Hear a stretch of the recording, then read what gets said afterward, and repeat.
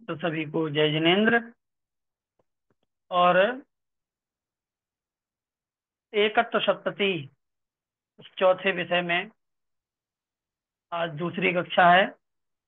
और कल अपन लोगों ने 10 श्लोक इसके पढ़ लिए थे।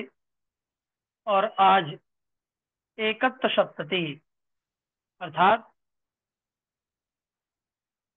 एकत्व पने को बताने के लिए इस आत्मा का अन्य पर वस्तुओं से भिन्नत्व सिद्ध करते हुए यह विषय चल रहा है। और इस विषय में कल अपन लोगों ने अलग अलग श्लोकों के माध्यम से यह यहाँ पर समझा था कि कैसे कोई जीव जो है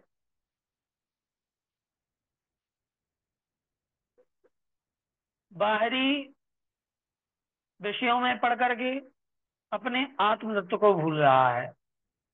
और यहाँ तक कहा है कि जो विषयों में रचे पचे हैं वो तो आत्म तत्व से दूर हैं ही। इसके अलावा जो शास्त्रों को पढ़ भी रहे हैं, शास्त्रों का अध्ययन भी कर रहे हैं, वो भी आत्म तत्व को जान जाए ये भी जरूरी नहीं। समझ रहे? मतलब बाहरी रूप से शास्त्रों को पढ़ करके भी अपने अंतरंग में जो आत्म तत्व है उससे अनभिज्ञ हैं। उदाहरण क्या दिया था? ध्यान है किसी को? क्या उदाहरण दिया था? उदाहरण दिया था काष्ठ, लकड़ी में स्थित अग्नि का, है ना? हाँ, लकड़ी में स्थित अग्नि का कि ये कोई दर्शनकार मानते हैं विचारक कि लकड़ी के अंदर अग्नि होती है, लेकिन किसी को उसका पता नहीं चलता है। कोई किसी को वो दिखाई नहीं देती है, कोई देख नहीं पाता है। वैसे ही यह आत्म तत्व हमारे अंदर है, इसको हम देख।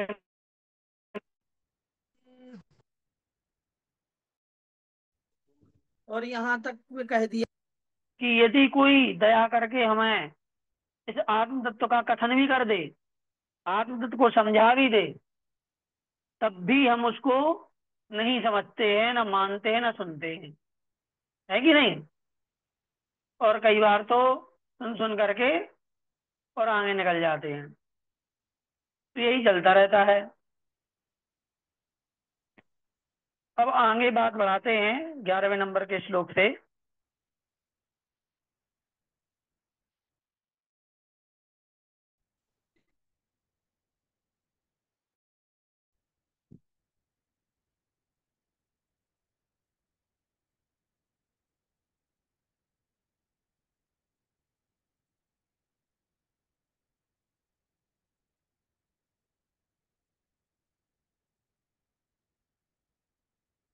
हम्म। क्या कहते हैं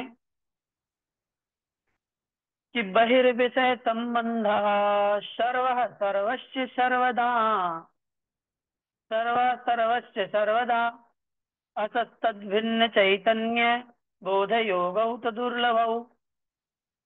क्या कहा कि सभी बाह्य विषयों का संबंध सभी प्राणियों के, और वह भी सदा काल ही रहता है।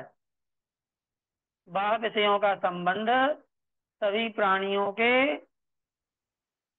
सदा काल ही रहता है, किंतु उससे भिन्न चैतन्य और सम्यक ज्ञान का संबंध ये दोनों दुर्लभ हैं। देखो, 2 लाइन में कितनी गहरी बात कही है। सारे प्राणियों का बाहरी विषयों से संबंध तो अनादिकाल से है, हमेशा से है, बाहरी विषयों से। लेकिन जो अंतरंग चैतन्य है और सम्यक ज्ञान है, इसका संबंध बहुत दुर्लभ है, बहुत कठिन है ना?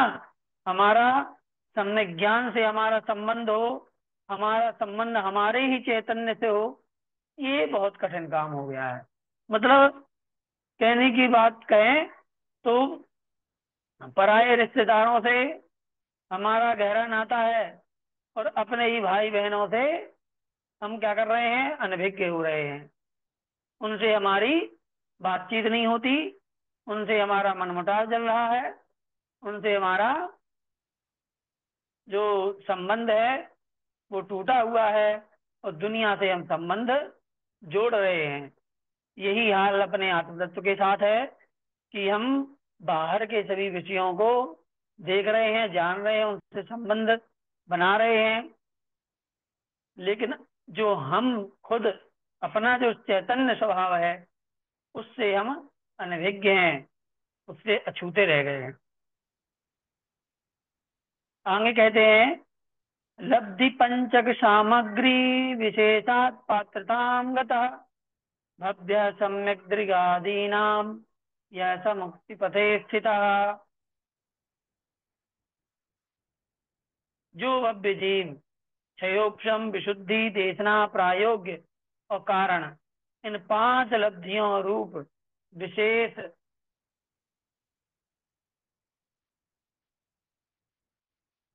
सामग्री से सम्यक दर्शन, सम्यक ज्ञान और सम्यक चारित्र रूप रत्नत्रय को धारण करने के योग्य बन चुका है, वह मोक्ष मार्ग में स्थित हो गया है।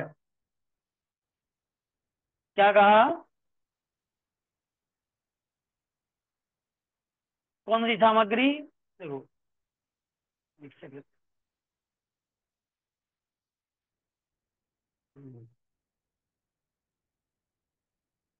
आप लोगों ने पांच लब्धियों का नाम सुना होगा, नहीं सुना है तो इसमें डिटेल आ रही है, और हमें लगता है कि यदि हम इसको समझाएंगे तो आज की कक्षा यहीं पे इतनी में समाप्त होगी।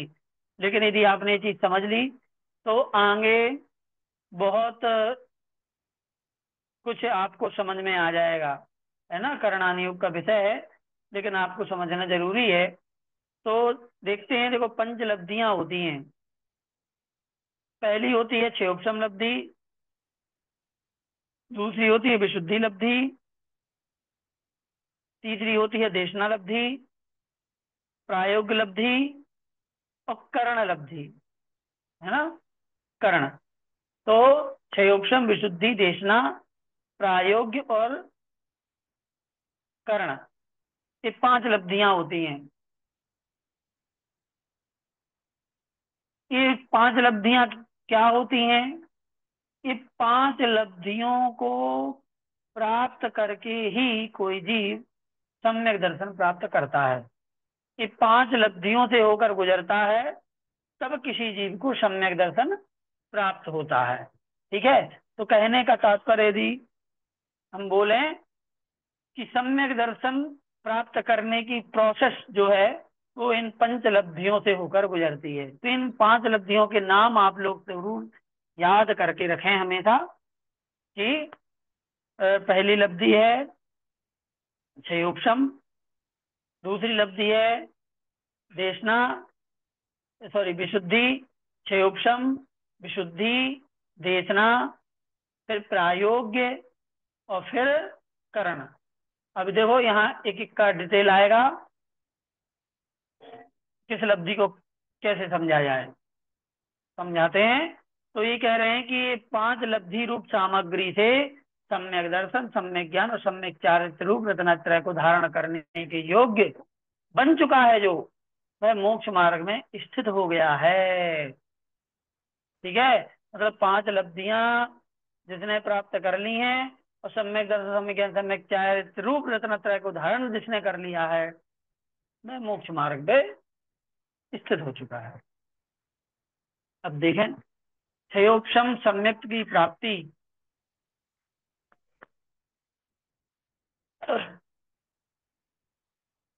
क्षयोपशम सम्यक की प्राप्ति जिन पांच लब्धियों के द्वारा होती है, उनका स्वरूप इस प्रकार है।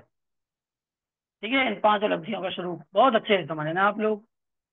देखो, क्षयोपशम लब्धि किसे कहते हैं?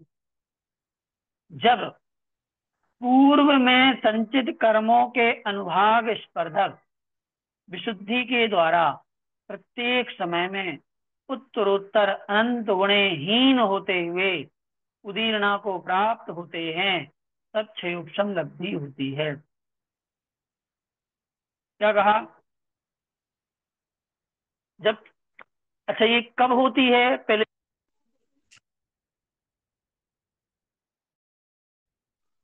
6 उपलब्धि या ये पांचों लब्धियां कब शुरू होंगी? तो पहले अपन ने बताया ना, ये पांचों लब्धियां सम्यक दर्शन प्राप्त करने के पहले होती हैं। अर्थात इन पांचों लब्धियों से होकर के गुजर के ही हम सम्यक दर्शन प्राप्त करते हैं।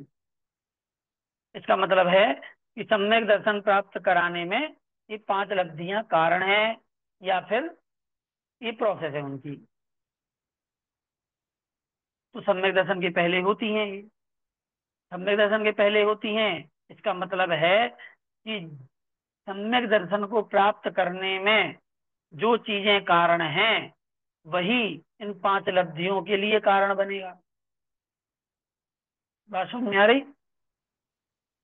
पांच लब्धियों, सम्यक दर्शन प्राप्त कराने में जो चीज कारण है, जो चीज सहायक होती हैं, वही चीज इन पांच लब्धियों की भी सहायक कहलाएंगी। क्यों? क्योंकि पांच लब्धियों से होकर के ही सम्यक दर्शन होता है। अब बताएं कि सम्यक दर्शन के लिए कारण क्या है? तो सम्यक दर्शन के लिए अलग अलग प्रकार से कारण बताए जाते हैं। उसके लिए सबसे पहले कहा जाता है जिनबिंब दर्शन। जिनबिंब दर्शन सम्यक दर्शन की उत्पत्ति में पहला कारण होता है। दूसरा होता है धर्म श्रवण। दूसरा क्या होता है? धर्म श्रवण या उपदेश। ठीक है। तीसरा कारण होता है जिन महिमा दर्शन। जिन महिमा, जिनेन्द्र भगवान की महिमा, समोसरण आदि देखना, जिन महिमा दर्शन। फिर एक कारण होता है देव रिद्धि दर्शन। देवों की रिद्धियों को देखना, ये देवताओं में होता है। ठीक है। फिर एक होता है वेदना अनुभव। वेदना का अनुभव होना, ये नरकों में होता है खास तौर पे। जब अत्यधिक वेदना का अनुभव करते हैं, तब उनको अंदर से ये भाव आता है कि हमें ऐसी वेदना क्यों हो रही है। तो उन्हें जाति स्मरण हो जाता है ना। जाति स्मरण होता है तो उन्हें दिखता है कि हमने पिछले भाव में क्या क्या गलत काम किए थे, और सच्चे देव सदगुरु मिले थे तब भी हम उनके पास नहीं गए, इसलिए हमें आज ये फल भोगना पड़ रहा है। ये वेदना अनुभव। और एक होता है जाति स्मरण, ये भी नरकोई में होता है। ठीक है। तो ये छह कारण जो होते हैं सम्य दर्शन की उत्पत्ति में कारण होते हैं। तो ये जो छह कारण हैं पहले ये होंगे, छह के छह हों जरूरी नहीं, मतलब कोई भी एक कारण होगा सम्यक दर्शन की उत्पत्ति होने में कारण हो सकता है। तो मान लीजिए जिन बिंब दर्शन किया, उदाहरण के लिए इंद्रभूति गौतम, प्रकांड विद्वान लेकिन परम मिथ्या दृष्टि, अहंकारी, उसे अपने ज्ञान पर बहुत घमंड था, अहंकार था, मिथ्या दृष्टि था। वह तो समूह शरण में जाना ही नहीं चाहता था। ठीक है। क्योंकि वो तो महावीर स्वामी को भी क्या समझता था कि ये तो एक मायावी है, ऐसा। लेकिन जब जैसे तैसे करके इंद्रों देवों के द्वारा उसे किसी बहाने से जब समूह शरण तक लाया गया, तो जैसे ही समूह शरण के पहले उसने क्या देखा? मानस स्तंभ देखा। और मानस स्तंभ में भी जब जिन बिंब के दर्शन किए, ठीक है, तो जिन बिंब को दर्शन करने के बाद अब सम्यक दर्शन की उत्पत्ति में कारण हो गया। मतलब जिन बिंब दर्शन करने से सबको सम्यक दर्शन हो ही जाए, ऐसा जरूरी नहीं है कि हो ही जाएगा सबको, 100% को। लेकिन जिन बिंब दर्शन से सम्यक दर्शन हो जाता है, ये है बात। तो जैसे ही जिन बिंब के दर्शन किए, वैसे ही ये जो पांच लब्धियां हैं ये शुरू हो जाती हैं। अब आप कहोगे कि इन पांच लब्धियों को होने में कितना समय लगता है? तो इनको पांच लब्धियों को होने में कोई घंटे, 2 घंटे, 2 दिन, 4 दिन नहीं लगते। अंतर्मुहूर्त का काम है 5 उपलब्धियां होने में। ये सब भावनाओं हैं, अंदर कोई प्रोसेस नहीं है मशीनरी कि ये प्रोसेस होगी, फिर दूसरी होगी, फिर तीसरी होगी, ऐसा नहीं है। ये सब चुटकियों में हो जाती पांचों, है ना। तो लेकिन होंगी क्रम क्रम से। तो कैसे? सबसे पहली लब्धि 6 उपसमलब्धि होती है। तो 6 उपसमलब्धि क्या होती है? कि जैसे ही जिनबिंब दर्शन किया, ठीक है, तो जिनबिंब दर्शन करने के साथ ही 6 उपसमलब्धि सबसे पहले शुरू हुई। तो 6 उपसमलब्धि में क्या होता है कि पूर्व में संचित कर्मों के अनुभाग स्पर्धक, मतलब पहले से जो कर्म संचित किए हैं उनके जो स्पर्धक हैं। स्पर्धक मतलब क्या होता है? आप ये समझ लो कि जैसे पुद्गल की सबसे छोटी इकाई अणु होता है। पुद्गल का कोई भी द्रव्य है, पुद्गल द्रव्य है, पुद्गल की सबसे छोटी इकाई क्या होती है? अणु। ठीक है। वही अणु मिल करके और फिर अपने देखने योग्य सारी चीजें बना देते हैं। वैसे ही कर्मों के समूह की सबसे छोटी इकाई आप स्पर्धक को समझ लीजिए। ठीक है। उसे स्पर्धक कहते हैं।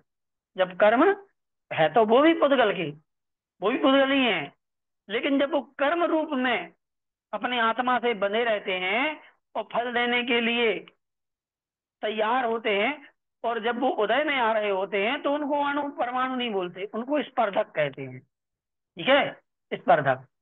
तो जो पहले के संचित कर्मों के जो स्पर्धक हैं और उन स्पर्धकों की जो अनुभाग शक्ति है, अनुभाग किसे बोलते हैं?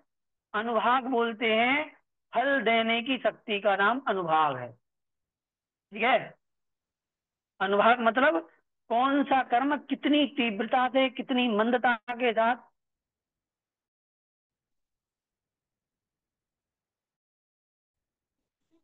तो फल देने की शक्ति का नाम अनुभाग है। तो वो जो कर्मों, पहले से संचित कर्मों के जो स्पर्धक हैं उनमें फल देने की शक्ति है। अब वो फल देने की शक्ति में क्या होता है, कुछ परिवर्तन होता है। कैसा परिवर्तन होता है? जैसे ही जिनेन्द्र भगवान के दर्शन किए, जिनबिंब दर्शन किए गौतम स्वामी ने, इंद्रभूति गौतम ने, वैसे ही उसके अंदर विशुद्धि बढ़ती है। जो जैसे ही विशुद्धि बढ़ती है तो उसके पहले के संचित जो कर्म है उनके जो स्पर्धक हैं और स्पर्धकों की जो फल देने की ताकत है वो क्या होती है? प्रत्येक समय में अनंत गुणी हीन होती चली जाती है। क्या होती चली जाती है? अनंत गुणी हीन, कम होती चली जाती है। फल देने की शक्ति कम होती चली जाती है। मतलब जो कर्म इतना बड़ा फल देने वाला था वो अनंत गुना कम हो जाता है। इतनी विशुद्धि बढ़ जाती है अंतरंग से। कब बढ़ती है? जिन जिन भगवान के दर्शन करने से, जिनबिंब दर्शन। तो इंद्रभूति गौतम ने जैसे ही जिनबिंब के दर्शन किए वैसे ही उसकी इतनी अंदर से विशुद्धि बढ़ी कि हो मैं किस ज्ञान के घमंड में चूर हूं। ये है असली दर्शन। तो अंदर से विशुद्धि बढ़ती है, और जैसे ही विशुद्धि बढ़ती है तो जो पहले से संचित कर्म है उनके स्पर्धकों की जो फल देने की शक्ति है वो अनंत गुणा कम होती चली जाती है। तो जो अनंत गुणा फल देने की शक्ति जो कम हो रही है, उसी शक्ति के साथ में ही वो कर्म उदय में आते रहते हैं। तो उदय में आते तो हैं, लेकिन चूंकि कर्मों की फल देने की शक्ति तो अनंत गुना कम हो गई है तो उनका फल नजर नहीं आता। वो कर्म उदय होकर के झड़ जाते हैं और किसी को पता ही नहीं चलता कि अथाता वेदनी आकर के और झड़ गया। अपन को क्या होता है, जब जैसे कि तैसे उदय में आते हैं तो अथाता वेदनी कर्म उदय में आया तो हमें दुख का अनुभव होने लगता है, भूख का अनुभव होने लगता है, प्यास का अनुभव होने लगता है, पीड़ा का अनुभव होने लगता है। ये अनुभव होने लगते हैं। लेकिन वही कर्म जब अनंत गुना कम शक्ति के साथ उदय में आएगा तो हमें ना दुख का एहसास होगा, ना ही भूख प्यास का एहसास होगा। तो विशुद्धि के कारण से ये सब होता है। इसी का नाम है क्षयोपशम लब्धि। मुझे लगता है कि आपको बात समझ में आ गई होगी। एक लाइन में फिर से बता दे रहा हूं कि पहले से संचित कर्मों का, या फिर कहें पहले से संचित कर्मों के फल देने की शक्ति जब विशुद्धि के कारण से प्रति समय अनंत गुणाहीन होकर के उदय में आती है। अच्छा, ऐसा नहीं है कि एक बार अनंत गुणा हो गई तो बस हो गया, ऐसी नहीं। वो अनंत गुणा होती है पहले समय में, फिर अगले समय में उससे भी अनंत गुनी कम होगी, फिर अगले समय में उससे भी अनंत गुणा कम होगी। ऐसे हर समय अनंत गुणा कम शक्ति होती चली जाती है। इस प्रकार से जब उदय में आती है, उदीर्णा जब होती है, उसी का नाम होता है क्षयोपशम लब्धि। अगली लब्धि है विशुद्धि लब्धि। विशुद्धि लब्धि किसे कहते हैं? विशुद्धि की लब्धि का मतलब है प्रति समय अनंत गुणीहीनता के क्रम से उदीर्णा को प्राप्त कराए गए। उदीर्णा का मतलब सब पूछ रहे हैं, ठीक है, बता रहे हैं। कराए गए अनुभाग स्पर्धकों से उत्पन्न हुआ जो जीव का परिणाम।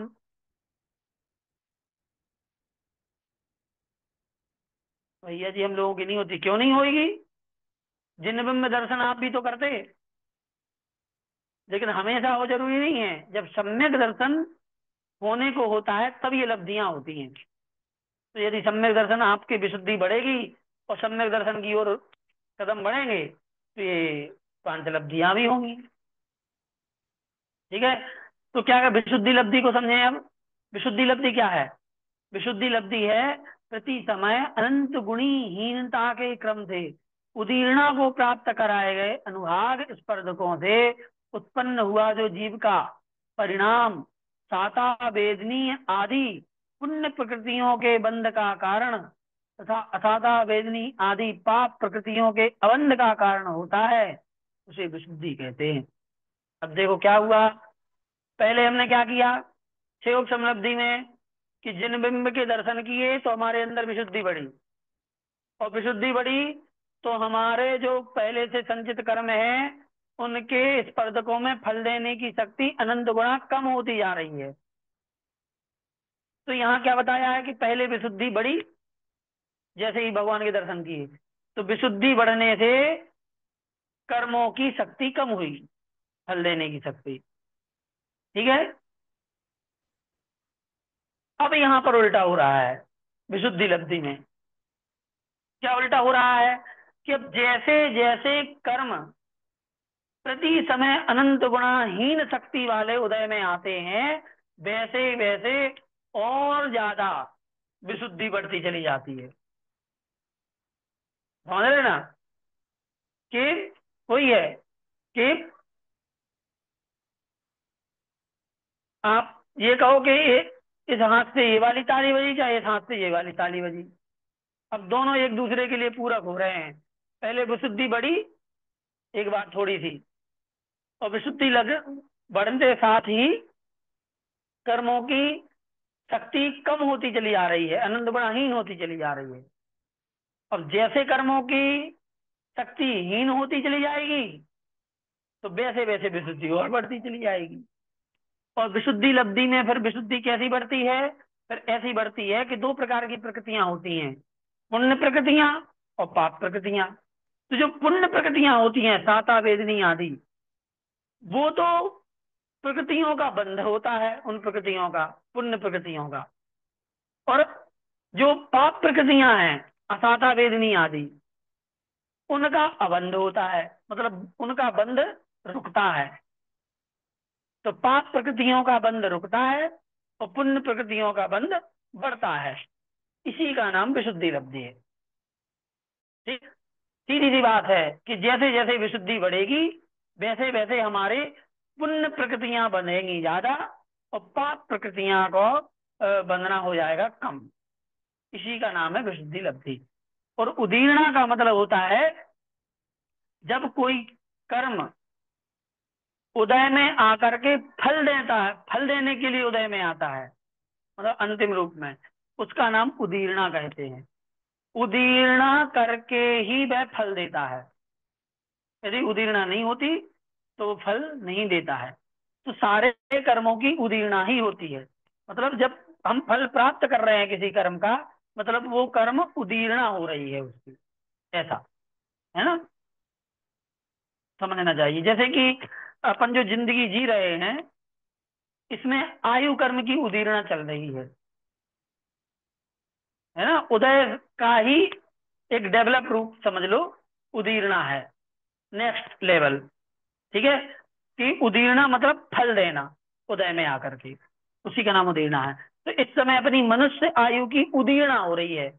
उदीर्णा होती है मतलब उदय में आकर के वो चीज खत्म हो जाती है, ऐसे। ठीक है, जैसे कि पाइप में से पानी आया, तो पाइप में से पानी चल रहा है, चल रहा है, चल रहा है।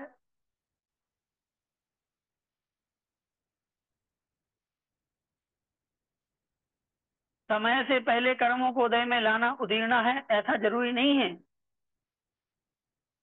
ऐसा जरूरी नहीं है। वो जब फल देखता है तो वो उदीर्णा ही कहलाती है। पहले होगी उसको भी उदीर्णा कहेंगे, लेकिन समय पे होगी उसको उदीर्णा नहीं कहेंगे, ऐसा नहीं है। हमने क्या कहा कि जब पाइप में पानी आ रहा है, तो पानी जो पाइप में चल रहा है ये उदय है। ठीक है, और जब पानी पाइप में से बाहर निकल गया और नीचे गिर गया, तो वो पानी का क्या हो गया, उदीर्णा हो गई, ऐसा।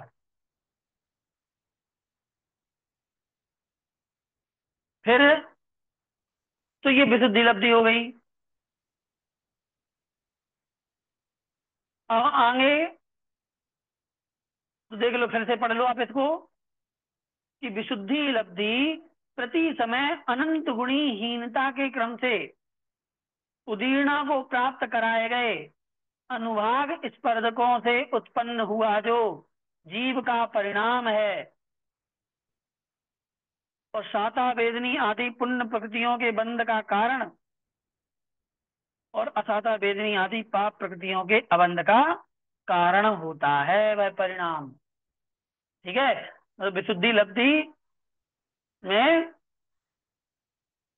प्रति समय अनंत गुणाहीन जो कर्मोदय में आ रहे हैं, उनके कारण से इस प्रकार के परिणाम बनते हैं जीव के, कि उन परिणामों के कारण से, उन भावों के कारण से हमारे पाप प्रकृतियों का अबंध होता है, पुण्य प्रकृतियों का बंध होता है, बढ़ता है, ऐसा। देशना लब्धि, देशना किसे कहते हैं, जीव आदि 6 द्रव्यों और 9 पदार्थों के उपदेश को देशना कहा जाता है।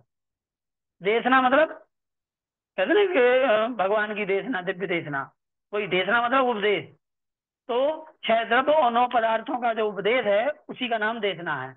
लेकिन उस देशना में लीन हुए आचार आदि की प्राप्ति को तथा उनके द्वारा उपदिष्ट पदार्थ के ग्रहण धारण और विचारण करने की शक्ति की प्राप्ति का नाम देशना लब्धि है। बात ये नहीं है कि आपको प्रवचन सुनाया जा रहा है, बात ये है कि जो प्रवचन आपको सुनाया जा रहा है, जो उपदेश आपको सुनाया जा रहा है, उस उपदेश को ग्रहण करने की, धारण करने की और उसको विचार करने की शक्ति जो हमारे अंदर होती है, उस शक्ति का नाम देशना लब्धि है। लब्धि मतलब सामर्थ्य, शक्ति। तो ये, तो देशना को हम झेल पाए, उपदेश को झेल पाए, उसको झेलने की शक्ति का नाम देशना लब्धि है। जैसे हम यहाँ पे समझा रहे हैं, तो हम समझा रहे हैं, ये देशना लब्धि नहीं होगी।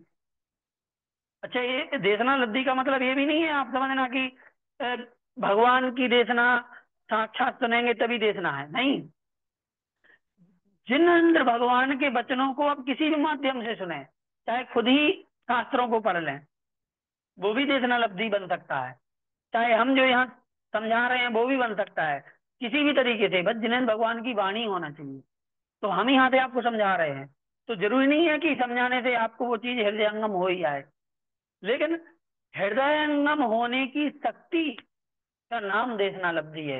यदि देशनालब्धि होगी तो वो चीज आप ग्रहण कर पाएंगे, उसको अंदर अंग में धारण कर पाएंगे और उस पर विचार कर पाएंगे। तो ये ग्रहण, धारण और विचारण, छह द्रव्य और नौ पदार्थों को, इनको ग्रहण, धारण और विचारण करने की जो शक्ति है उसी का नाम देशनालब्धि है। ठीक है। अगला है प्रायोग लब्धि। तो प्रायोग लब्धि क्या है? सब कर्मों की उत्कृष्ट स्थिति को घाट कर उसे अंतः कोड़ा कोड़ी मात्र स्थिति में स्थापित करने और उक्त सभी कर्मों के उत्कृष्ट अनुभाग को घाट कर से द्विस्थानीय अर्थात लता और दारू रूप तथा अन्य पाप प्रकृतियों के नीम और कांजी रूप अनुभाग में स्थापित करने को प्रायोग लब्धि कहा जाता है। प्रायोग लब्धि का मतलब ये हो गया कि स्थिति और अनुभाग, इनको कम करना। स्थिति का मतलब होता है टाइम पीरियड, और अनुभाग का मतलब होता है उसकी ताकत, शक्ति, फल देने की शक्ति, जो हमने पहले बताया आपको। तो स्थिति का मतलब होता है कि कितने टाइम तक उदय में आएगा, 2 साल, 4 साल, 10 साल, है ना, ये जो टाइम पीरियड है वो कहलाता है स्थिति। और अनुभाग कितने मजबूती के साथ, कितनी ताकत के साथ उदय में आएगा, वो अनुभाग कहलाता है। तो यहाँ पर जब प्रायोग लब्धि होती है तो जिन कर्मों की स्थिति एक कोड़ा कोड़ी सागर से अधिक होती है, उनकी स्थिति को वो घटा देता है। जैसे मोहिनी कर्म की उत्कृष्ट स्थिति कितनी है? 70 कोड़ा कोड़ी सागर है। 70 कोड़ा कोड़ी सागर तक उदय देने वाला, उदय करने वाला मोहिनी कर्म हमें बन सकता है। मतलब एक कर्म ऐसा बन सकता है जो लगातार 70 कोड़ा कोड़ी सागर तक उदय में आ सकता है, बिना रुके कहीं पर भी। तो इस प्रकार का यदि कोई कर्म है तो प्रायोग लब्धि क्या करेगी? 70 कोड़ा कोड़ी जो स्थिति है उसको काट देगी। जैसे इतना बड़ा डंडा है, उसको हमने यहां से काट दिया तो क्या होगा? इतना सा बचा। मतलब 70 कोड़ा कोड़ी को काट करके एक कोड़ा कोड़ी के अंदर का समय कर दिया उसको, अंतः कोड़ा कोड़ी। मतलब एक कोड़ा कोड़ी सागर से भी अंदर काट के कर दिया, इसका नाम हो जाएगा प्रायोग लब्धि।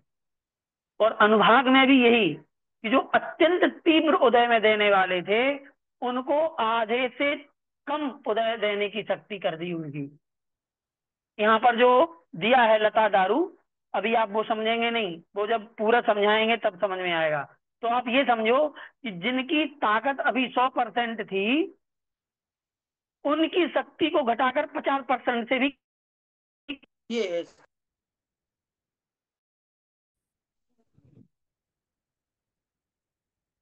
और अंतिम है करण लब्धि। तो करण लब्धि में 3 प्रकार के करण होते हैं: अदय करण, अपूर्व करण, अनिवृत्तीकरण। इन 3 प्रकार के परिणामों की प्राप्ति को करण लब्धि कहते हैं। ये भी 3 प्रकार के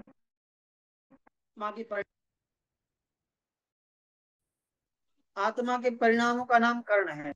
तो 3 प्रकार के करण होते हैं, 3 प्रकार के परिणाम होते हैं: अदय प्रवृत्त करण, अपूर्व करण और अनिवृत्तीकरण।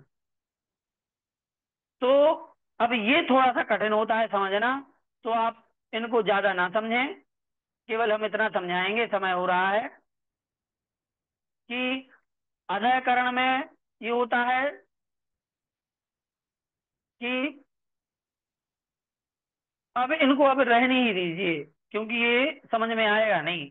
ये बार बार समझने पर भी समझ में नहीं आता है।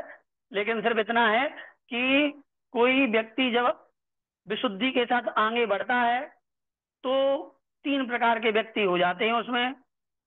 कुछ ऐसे होते हैं जो विशुद्धि बढ़ाते हैं, तो एक समय में विशुद्धि इतनी पहुंच जाती है और कभी उतनी समय में इतनी सी विशुद्धि बढ़ती है। ऐसे भी हो सकते हैं। कई बार ऐसा होता है कि विशुद्धि हर समय बढ़ती ही चली जाती है ना। और और कई ऐसे होते हैं कि एक समय में एक ही टाइप की विशुद्धि बढ़ती है, और किसी में एक समय में अलग अलग टाइप की विशुद्धि बढ़ती है। ये विशुद्धि का पैरामीटर है एक्चुअल में ये करण। ठीक है। मतलब पहले करण में ऐसा होता है कि एक सेकंड में किसी की बहुत सारी विशुद्धि बढ़ जाए, और किसी की एक सेकंड में इतनी सी विशुद्धि बढ़े। दूसरे करण में किसी की एक सेकंड में इतनी विशुद्धि बढ़ेगी, और दूसरी व्यक्ति की उतनी भी बढ़ सकती है, इतनी भी बढ़ सकती है। और तीसरे कर्ण में जितना समय में जितनी बढ़ती है उतनी ही बढ़ेगी, ऐसे ही। तो इस प्रकार से कितनी विशुद्धि बढ़ती है, ये तीनों कर्ण में है। इसको अलग से समझाना पड़ेगा, और अभी आप लोगों के फिलहाल कठिन पड़ेगा, लेकिन ये परिणामों की बात है। जब तीनों कर्ण हो जाते हैं तो सम्यक दर्शन प्राप्ति हो जाती है। ठीक है। इस प्रकार से पंचलब्धियां हैं, पंचलब्धियों के नाम आप याद रखें, ये आपके लिए महत्वपूर्ण है। चलिए आज की कक्षा को यहीं समाप्त करते हैं, कल फिर देखेंगे। ठीक है। चलिए, सभी को जय जय हिंद।